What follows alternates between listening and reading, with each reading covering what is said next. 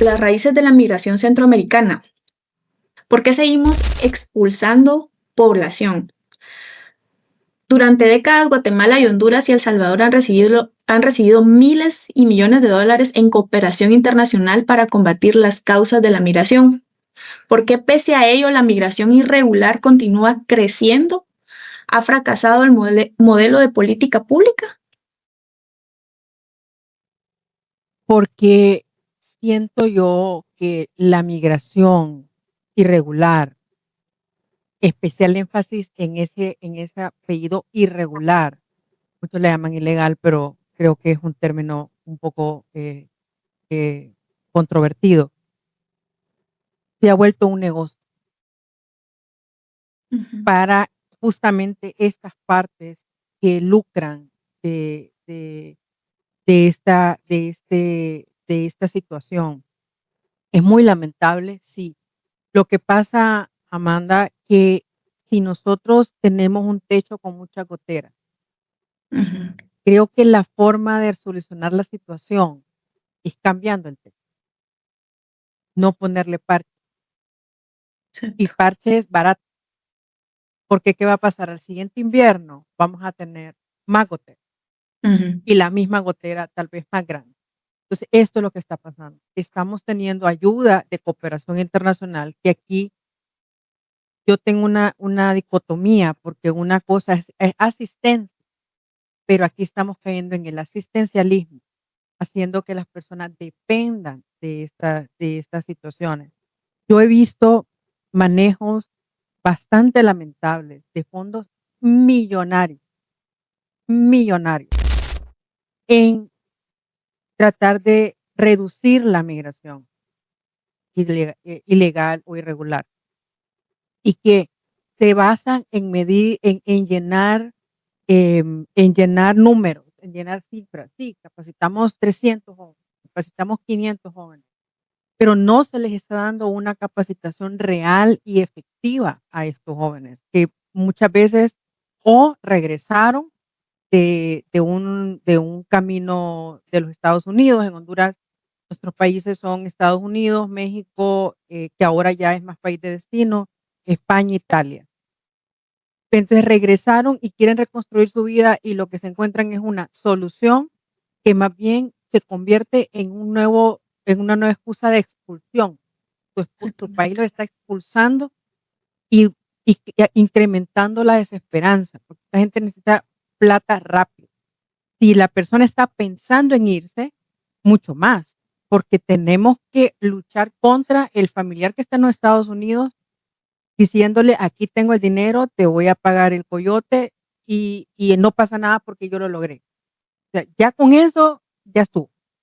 Ujú. Entonces, eh, es, es, son medidas cortoplacistas, son medidas populistas, son medidas asistencialistas que no están respondiendo, y lo podemos ver en los números, no está respondiendo a la situación.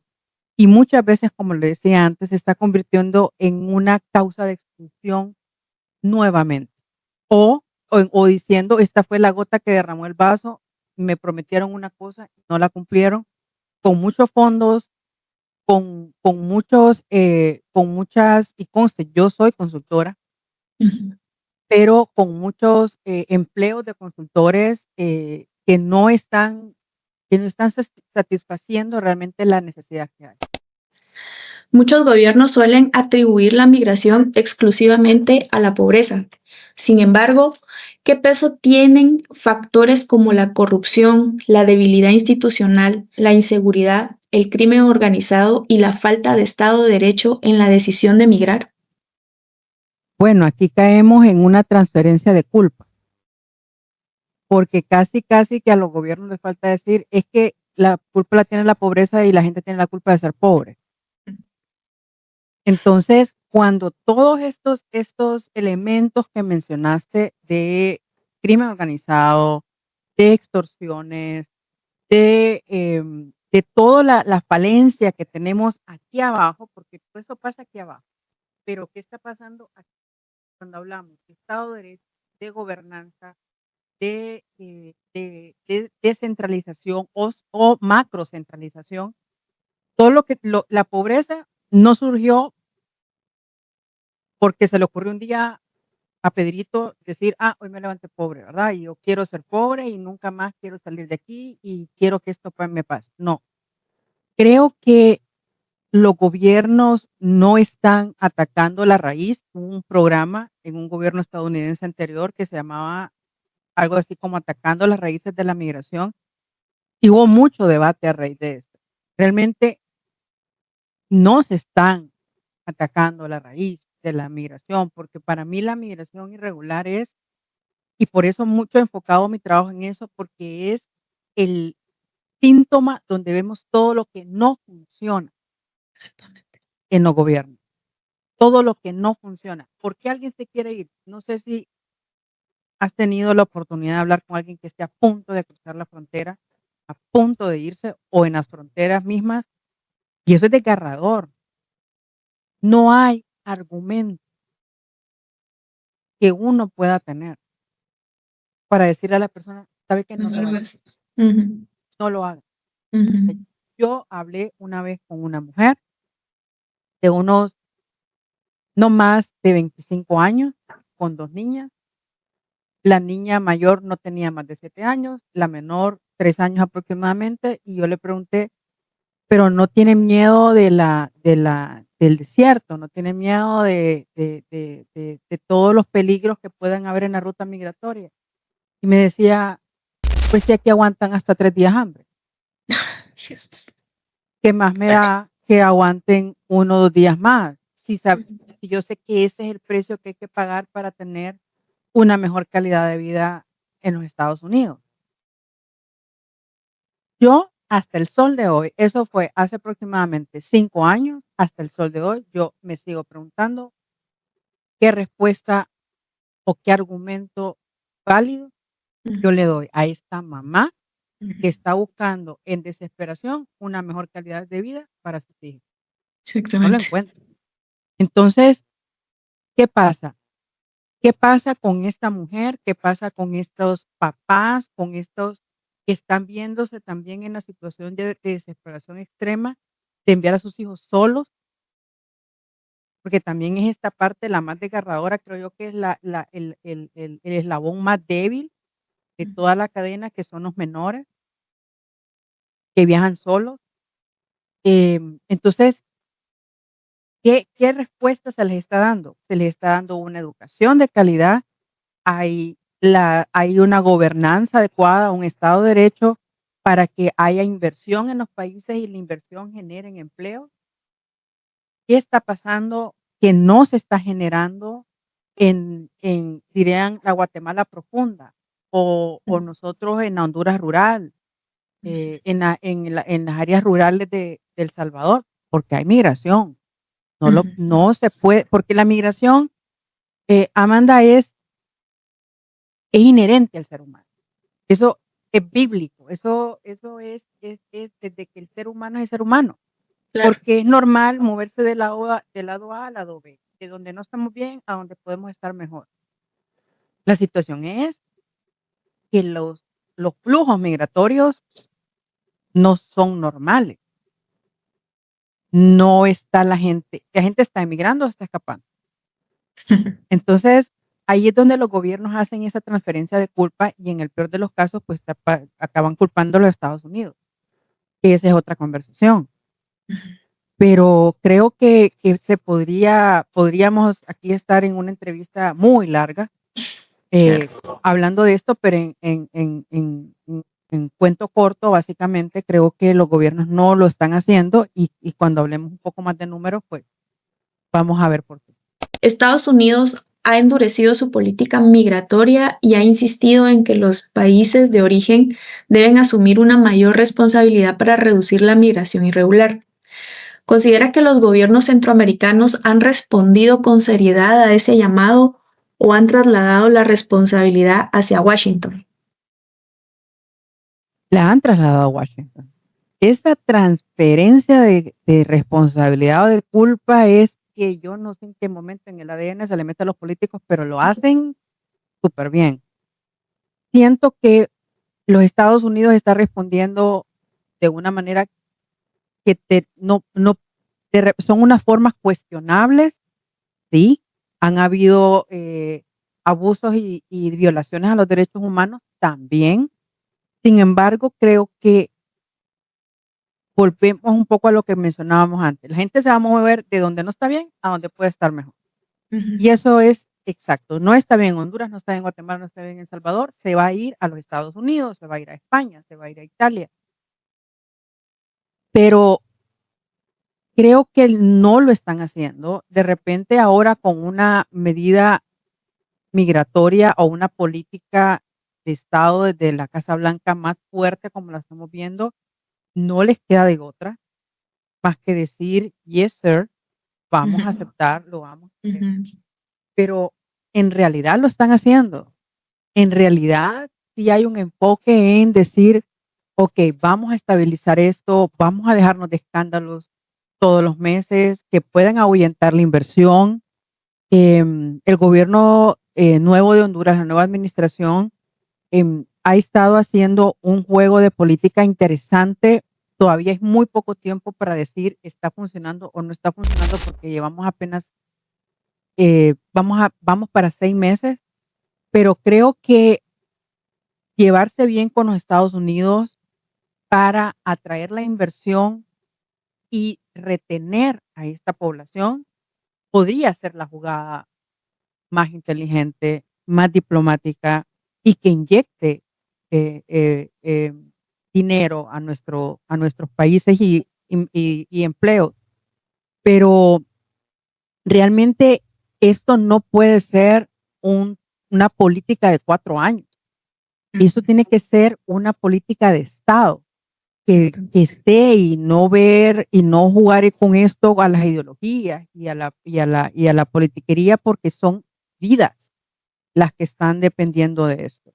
Entonces, y luego de esto si esto no funciona, hay un tema de violencia y de inseguridad ciudadana que la vamos a ver suceder.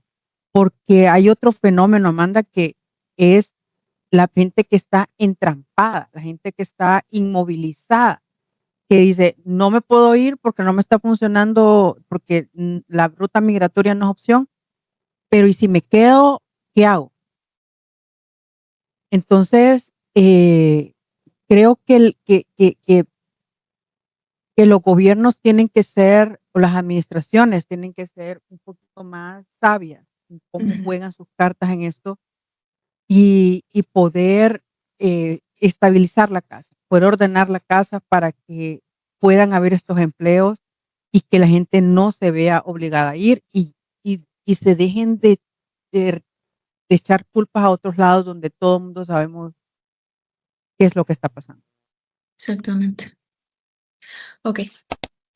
¿Existe el riesgo de que algunos gobiernos terminen normalizando la migración porque las remesas alivian presiones sociales y económicas internas, reduciendo así los incentivos para impulsar reformas profundas? Esta creo que es más...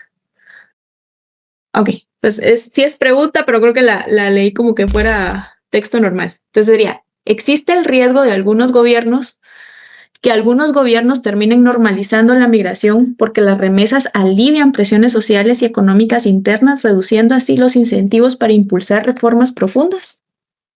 100%, ¿Verdad? 100%. Sí es que todas las preguntas están muy concatenadas a llegar a esta triste conclusión. Sí, un poco cuando vemos los números en Honduras es el país en el que la remesa representa más porcentaje de Producto Interno Bruto, de PIB. Me estoy refiriendo entre Honduras, Guatemala y El Salvador. Honduras es el que tiene más. Tenemos casi el 26% del PIB que viene de remesa. Esto es una locura. Si la mesa tiene 4 patas, una de las 4 patas es de remesa. Entonces, nosotros decimos aquí, los gobiernos lamentan las muertes, pero celebran las remesas. Esto es respecto a cuando han habido tragedias que son muy visibles de muertes de personas migrantes en autos encerradas, que se han quedado en contenedores, que en incendios, en todo lo que hemos visto que ha sucedido lamentablemente, salen a decir, lamentamos mucho y por medio del Secretaría de Relaciones Exteriores vamos a hacer, pero celebran al final de año. Tuvimos un gobierno anterior que celebraba el crecimiento de las remesas. ¿En qué cabeza cabe hacer eso? Estás haciendo una celebración sobre la tragedia de la gente que se tuvo que ir y que según porcentaje de la gente que se va, manda a su país de origen un aproximado entre 15 y el 20% de sus ingresos. Eso es una plata. Sí. Porque estamos siendo muy conscientes de que las personas se van en estas condiciones. No estamos hablando de gerentes de banco, no estamos hablando de médicos internos, estamos hablando de gente que se va a trabajo bastante precario, que se va a hacer mano de obra en albañilería, en techos, en limpieza de casas, en cuidado de niños, y a veces exponiéndose incluso a trata para fines de explotación laboral o otros fines incluso peores. Entonces, por eso pareciera que es conveniente, y esto lo hemos visto en otros países de regímenes totalitarios como Cuba, que tuvo que abrir sus fronteras para que la gente de repente se fuera con paquetes turísticos vía Nicaragua y llegar a los Estados Unidos. ¿Por qué? Porque les conviene las remesas, porque las remesas acaban sosteniendo sus economías. Entonces, es muy lamentable y aquí me gustaría leer un dato, y es que en Honduras, de 4 de cada 10 hogares reciben algún tipo de remesa. Pero el dato que a mí me da escalofríos es que alrededor del 76% de estas personas que reciben remesas lo usan para alimentación. Exactamente. Yo me imagino que en Guatemala lo miran, nosotros aquí lo miramos, lo que yo le llamo los bancos remeseros. Es una fila y uno ya sabe, ese banco, ahí no voy a hacer ningún trámite porque eso va a ser una fila de remesas. Sí. Incluso hay, porque esto, Amanda, es mucho más complejo que simplemente los gobiernos. Aquí también hay un sector privado contando los billetes. Hay cadenas comercializadoras que te abren un crédito y se hace constancia de la remesa que se recibe. Yo tengo 2, 3 meses recibiendo remesa constantemente y un monto más o menos estable, me abren crédito. Sí, Eso no es normal. exactamente. Entonces lo normalizamos. También nosotros como sociedad lo normalizamos. Eso no es normal. Eso es la subsistencia de nuestra economía. Pero no debería de ser así. Y voy a cerrar esta respuesta diciendo algo que yo siempre me cuestiono. No es preguntarnos por qué la gente se va. Es porque esa gente con esa capacidad que tiene de trabajar y de generar plata, no se quiere o no se puede quedar en su país.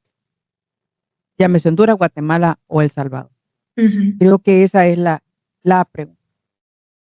Si mañana los gobiernos de Guatemala y Honduras decidieran atacar verdaderamente las causas estructurales de la migración, ¿cuáles serían las 3 reformas más urgentes que deberían implementar y cuáles son los principales obstáculos políticos para hacerlo?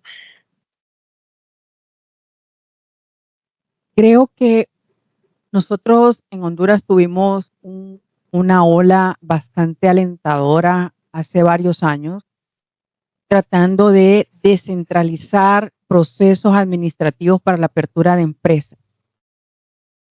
La gente quiere emprender, A mí me gusta más llamarlos, quieren ser emprendedores emergentes, empresarios emergentes, perdón. Ujú. Creo que si se quita la burocracia, se abre los espacios para que la gente pueda con más facilidad abrir sus micro, pequeñas empresas, la gente va a ser mucho más libre de generar su dinero como lo quiere generar.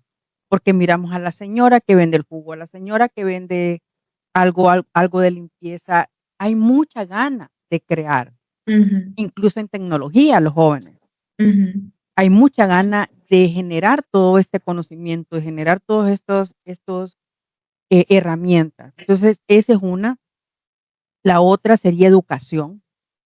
Educación, educación, educación. Abrir el tema de carreras técnicas. Ujú.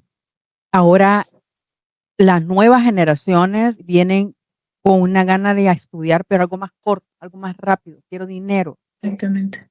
Aquí tenemos ya los técnicos universitarios que son de 3 años, se abre, sale de una universidad, pero ya sale para generar dinero y poderte financiar su carrera universitaria completa. Entonces, creo que el tema educativo es vital, no podemos tener una deserción como la tenemos por temas de pobreza, de falta de recursos. Y el otro es ponerse de acuerdo y por Dios que venga la inversión. Creo que también tanto facilitar la generación interna como la generación externa, que no hayan bloqueos, que no haya ese tema de que las licencias, de que los permisos, sí regular. Yo sí soy muy creyente de que hay que regular en cierta medida. Tampoco vamos a abrir la puerta y venga todo el mundo como le quiera venir y creando empleos precarios y invadiéndonos el mercado de productos de muy, muy, muy mala calidad. No voy a decir nombres, pero creo que sí se debe de abrir la inversión interna como la inversión externa, generar educación. Y también un cuarto, diría, el tema de seguridad. Ujú. Mientras en nuestras calles no se sienta la seguridad, no va a salir la señora con su puestecito a vender tamalitos, piquitos, baleadas, pastelitos, lo que sea. ¿Por Ujú. qué? Porque ya siente que viene la mara a extorsionar, Extorsión. ya siente que viene incluso de repente las mismas fuerzas de seguridad. Entonces, creo que el tema de seguridad ciudadana es vital en, en esta ecuación. ¿Y qué es lo que lo impide? La voluntad política, Ujú. el dejar de ver el negocio de las remesas, el ver que la gente se merece una vida digna en su país. Nadie se quiere ir de su país. ¿Por qué? Porque solo en nuestro país no somos extranjeros. Ujú. Entonces, cuando ponemos un pie afuera de nuestros aeropuertos, nos damos cuenta de eso. Entonces, y valemos tanto como vale nuestro pasaporte. Ujú. Entonces, creo que es bastante importante que se priorice a la gente y que también valoremos que dentro de nuestros países se puede generar riqueza igual o mayor que la que estamos percibiendo de remesa. Así es. Y siempre en ese mismo ámbito, precisamente la siguiente pregunta ya en temas más económicos dice, las remesas representan una parte muy importante del PIB, que era lo que mencionabas, en países como Guatemala y Honduras. ¿Hasta qué punto este flujo de recursos fortalece la economía y en qué momento comienza a generar una relación de dependencia? Sin duda alguna, fortalece la economía, la sostiene. Nosotros vimos un fenómeno aquí bastante interesante. En el 2020 a Honduras nos impactaron dos huracanes Ujú. de categoría 5 con 7 días de diferencia uno de otro al final de año, ETA y IOTA. Y era una situación humanitaria brutal la que vimos. Fue en octubre, finales de octubre, principios de noviembre, entonces todos dijimos una Navidad muy triste. entre las pérdidas humanas, las pérdidas económicas, la gente perdió sus casas, pero había remesas, había remesas. Entonces sí se miraba gente comprando de repente una cama porque se mojó todo. Las casas se inundaron de piso a techo. Entonces sí se miraba el empuje de la remesa, se notó. Y en esas situaciones alivia, soporta lo que el Estado no puede, que no puede darle una casa a todo el mundo, no puede darle una cama a todo el mundo. De hecho, se agotaron las camas, me acuerdo, en ese momento. Entonces, sí son un alivio, sí son un soporte en Navidad, para ingreso a las escuelas, para, para, para lo querramos ver, pero el problema es cuando vamos a este lado oscuro de la remesa y se vuelve una dependencia y quita el incentivo de formarme, de educarme, de trabajar, de ser mejor, de superarme. ¿Por qué? Porque me acomodo a lo que recibo, me deja más tiempo, lo tengo seguro, hay alguien que está trabajando, que está ganando en dólares y que me lo está mandando. Y viva la devaluación, porque entre más se devalúa el quetzal, aunque el quetzal es bastante estable. Pero el empira, en este caso, creo que es más gano, más me manda. Entonces miramos aquí en Honduras, por ejemplo, lugares completos que se mira un desincentivo a mejorar donde viven. ¿Por qué? Porque viven de la remesa, sin ningún problema, todos los meses, o todas las quincenas, o todas las semanas, como se quiera. En Estados Unidos me ha tocado ver las filas de personas que salen de su trabajo y va a, a mandar su dinerito para su país. Entonces creo que ahí, y no juzgo a quien la manda, porque poniéndome en el lugar de ellos es duro, o sea, sabiendo que la persona está en mi país y está necesitando ese dinero. Pero aquí volvemos de quién es la responsabilidad de que se cree esa dependencia y quién solamente se hace para atrás y dice, no, yo no tengo nada que hacer, que sigan dependiendo. Entonces, es bastante cuestionable y es bastante de mucha letra pequeña este tema.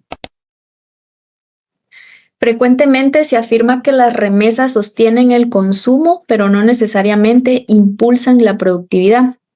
¿Qué evidencia existe sobre su impacto real en la inversión, el empleo y el crecimiento económico de largo plazo? No tengo data en este momento de ese tema. Sin embargo,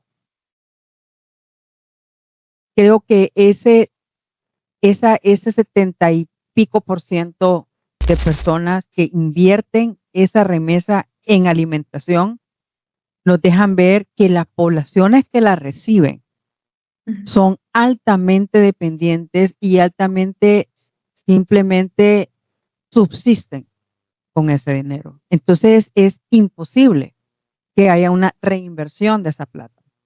Lo que sí hay es gente que está, por ejemplo, en los Estados Unidos o España y manda el dinero porque cuando regresa a Honduras, voy a hablar de Honduras, quiere regresar a una casa más bonita, quiere regresar a donde tenga su vehículo más nuevo.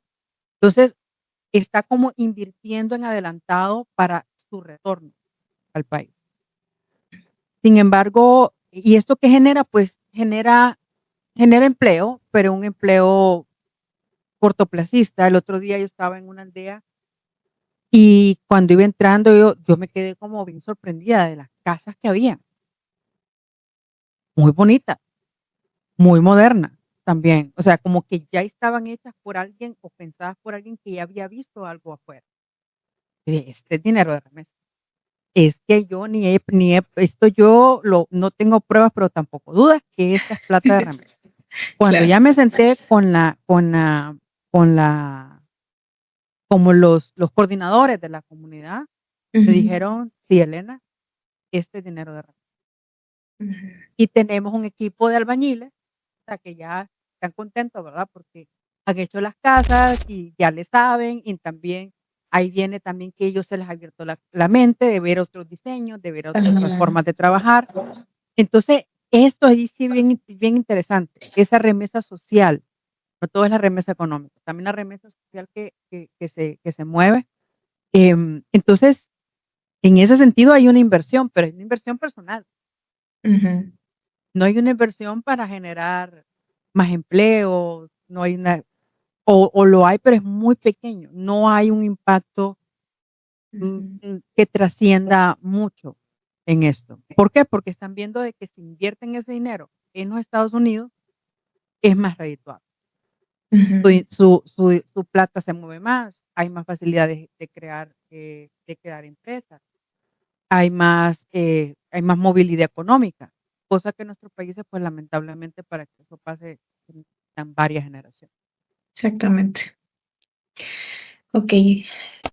¿Podría decirse que algunos gobiernos han encontrado en las remesas una especie de válvula de escape que reduce la presión para generar empleo, atraer inversión y promover reformas económicas? Sí, totalmente, totalmente. Y ese creo que es el término, es una válvula de Válvula de escape escape. que nos quita presión y en general la migración. Yo siento que es una salida, por eso Honduras ha sido, creo que en Centroamérica, el país socialmente menos conflictivo. Me refiero a no hemos tenido guerras civiles, no hemos tenido unos focos ahí de violencia, de disturbios y cosas más políticas que sociales. ¿Pero por qué? Porque la gente tiene mucho eso, no, no vamos. Siempre está él, no, me voy. No, no, aquí no se puede, me voy. Entonces sí está esa cosa que le va quitando presión a la sociedad. Ujú. Entonces, bueno, cualquier cosa, no, me voy. Y como ya no tengo nada que perder, pues me voy con el coyote, a la ruta migratoria. Entonces también esa válvula de escape no solamente es social, también es económica. Si pesa, si no todo lo resuelve la remesa, no. Pero sí sí ayuda a resolver temas, por ejemplo, con la pandemia. Ujú. Fue una gran válvula de escape cuando el sistema de salud público no se daba abasto y había que pagar una clínica privada. Ujú. Entonces allá estaba el que me manda dinero. Entonces, si no, nuestros países no hay más convulsión social por temas económicos, es gracias a la remesa, desgraciadamente. Entonces, es un problema tapando otro problema o Ujú. evitando que haya un problema mayor. Y creo que pero esta válvula de escape, Amanda, yo no creo que sea para siempre, porque en Estados Unidos la política migratoria es muy diferente a como había sido en los últimos años. Entonces, hay cada vez más miedo de salir a trabajar, hay cada vez más familias rotas, hay cada vez ha cambiado mucho, por ejemplo, la demografía de las personas que están deportando a nuestros países. Ahora es cada vez gente más grande, que tenía muchos más años de trabajar en Estados Unidos, 15 años, 20 años, pongámosle el número que querramos, que están regresando a nuestro país. Entonces, ¿qué pasa? Si yo, Elena, me deportan después de haber trabajado en los Estados Unidos 20 años, significaba que durante 20 años yo mandé remesa Ujú. y esa persona ya no va a estar allá. Entonces, esa válvula de escape te va como cuando está la olla de, bueno, antes, ahora ya no se usa olla de presión, ya es más eh, tecnológico, pero ya como cuando ya uno siente que va a estallar aquella cosa porque Sí, sigue, sigue. sí. Entonces, estamos, yo siento que un poco ahí. Y es donde los gobiernos tienen que verse y llamarse a la atención en esto. Y desgraciadamente lo ven siempre como voto y Ujú. como un tema político. Creo que eso Ujú. ya va más allá. Ya es un tema Exacto. y volvemos a hablarlo de vida. Excelente.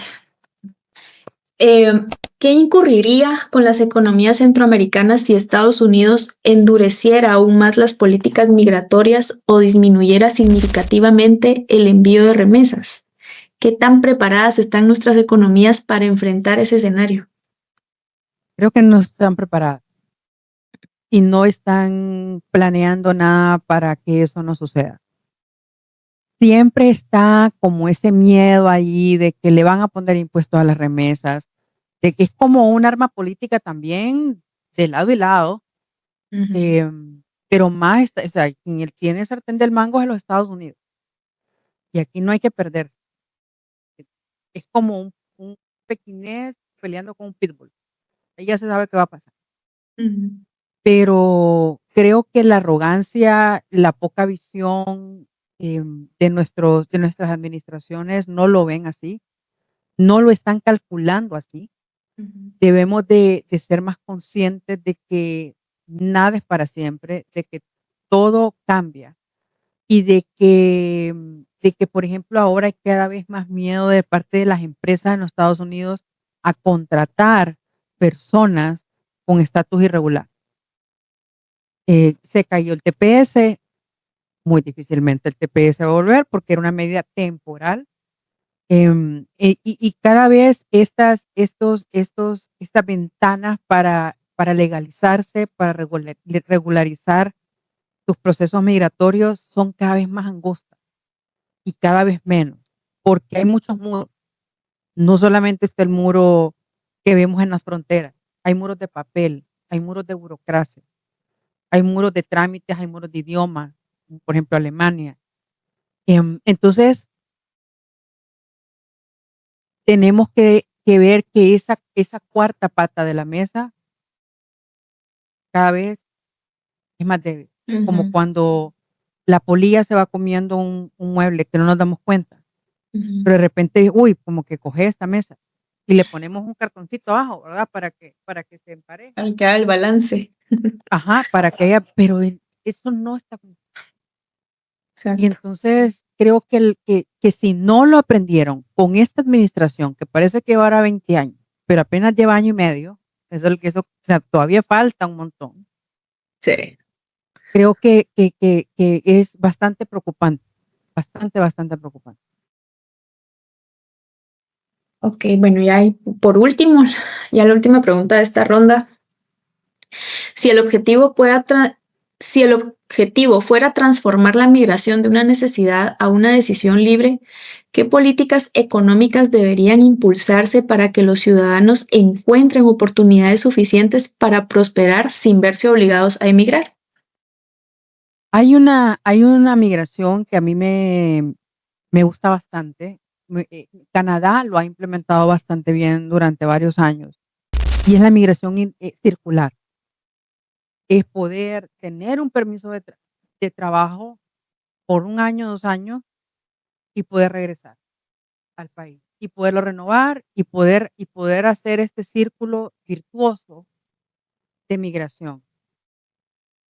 ¿Se van? Sí, pero se van de forma regular. Y llega el punto que hasta se pueden ir con su familia a estos procesos. Es una migración regular controlada. Y ese debería ser para que no se fuera y que fuera yo simplemente decidir quiero irme o no quiero irme. Creo que muchos acuerdos económicos entre los países, más que de asistencialismo, de inversión en educación. Creo que de parte y parte debe de haber también una conciencia de que así como se invierte mucho en que no vengan, en que vamos a invertir en dinero para crear programas de educación, no, pues también se pueden crear programas de inversión, de enseñarle a la gente en temas de finanzas. Hay mucho desconocimiento en temas de finanzas. La gente sabe que tiene dinero en su bolsa, pero no sabe si ese dinero es deuda, es Ujú. crédito, es qué. Ujú. Entonces, se puede hacer, sí, ese sería el ideal, sería un mundo perfecto en el que la gente decida voy o me quedo. tenemos muchas restricciones migratorias en cuanto a visados, sí. ¿Por qué? Porque se hace mucho mal uso de la visa y se quedan allá. Y hay mucha, pero creo que me ha tocado estar en varios inviernos en los Estados Unidos. Yo soy de tierra caliente y es un calor húmedo, la costa. Digo yo, ¿quién diantres se quiere venir a trabajar a un menos 25 grados con nieve, saliendo a oscuras, regresando a oscuras? O sea, ¿quién quiere hacer eso? Por voluntad propia, nadie. Además, nosotros los latinos somos súper familiares, hogareños, nos gusta estar en la casa el domingo con la familia, comiendo bien. Entonces, si hay alguien que lo quiere hacer de voluntad propia, que lo haga. Bien, de repente hay gente que sí lo quiere hacer, pero con las medidas de seguridad que lo quisiera hacer. Pero también diciendo, o sea, hay paquetes migratorios, Amanda, de irregulares que la gente lo paga hasta de $25,000. Es una plata. Esa es una plata en dólares, en quetzales, en lempiras o en lo que se quiera ver. ¿Por qué ese dinero no se puede invertir en tu país? Con $25,000 haces levanta algo se levanta. Aunque sea un puestecito ahí con un banquita bonito, pintadito, se levanta algo. ¿Por qué ese dinero no se puede? Y yo algún día yo voy a tener la oportunidad de hablar con tomadores de decisiones. Ya lo he tenido, pero creo que en un diálogo abierto, franco y sin miedo de parte de ellos, no de parte mía. ¿Por qué esos $25,000 no se pueden invertir? ¿Qué hay? Es sencillo, no hay, tenemos que traer analistas de Rusia, no, esto es sencillito. ¿Por qué? Porque no hay seguridad, porque los sistemas burocráticos son espantosos, porque los impuestos son espantosos. Bajemos esa barrera. Bajemos esa barrera porque los gobiernos tampoco pueden estar ganando todo de impuestos. Entonces, abramos a la gente a que invierta, facilitémosles la vida a la gente. Y ya suficiente mal se la están complicando en esa ruta migratoria, perdiendo hasta la vida. Y pasando calamidades en climas que no son de ellos, situaciones que no son de ellos, con idiomas que no son de ellos. ¿Por qué aquí hablando el español sencillo, no básico? Y creo que los latinos somos muy creativos porque tenemos que buscar cómo jugárnosla en la vida. Y somos muy echados para adelante. El guatemalteco, yo estuve en Guatemala hace poco y son dulces, tienen un gran servicio al cliente, le saben muy bien a cómo vender su país en tema de turismo. Es un país de colores, de texturas, espectacular. Yo estoy segura que esas señoras que venden esos tejidos lo pueden hacer muy bien si se les da un poquito de tecnificación. Y no van como a mí me llamaron una vez para pedirme a alguien un traductor de MAM, que es uno de los idiomas más difíciles, idiomas mayas más difíciles. Entonces, ¿qué necesidad de pasar esto y no poderlo pasar en su país? Entonces, básicamente es un llamado, como muchos hay, a los gobiernos. No es difícil entender qué está pasando. No es nada difícil, pero parece que lo que sí es difícil es la voluntad política y dejar de depender de las remesas. Eso parece que es lo difícil.